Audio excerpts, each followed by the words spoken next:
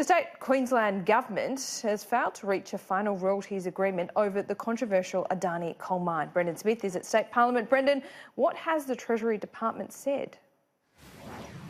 Well, they've said negotiations will now be continuing, but this won't delay construction of the Adani Carmichael mine in Central Queensland. It is important to note that this was a self-imposed deadline which could not be reached today. This was the final hurdle for Adani following a number of environmental management plans that were signed off on earlier this year. There was the black-throated finch and the groundwater management plan. That brought with it multiple protests from the Stop Adani campaign, people flooding the streets of Brisbane calling for the mine to be scrapped altogether. Now, as a result of this royalties agreement, a number of heavy hitters, including the Australian Institute, has warned that taxpayers could be subsidising a foreign-owned and unregulated monopoly asset if the state government doesn't gain access to Adani's 200-kilometre rail network. As a result of that, if it did gain access to that rail line, those royalty payments would be deferred for a number of years, and there is yet to be a figure released, but it could be between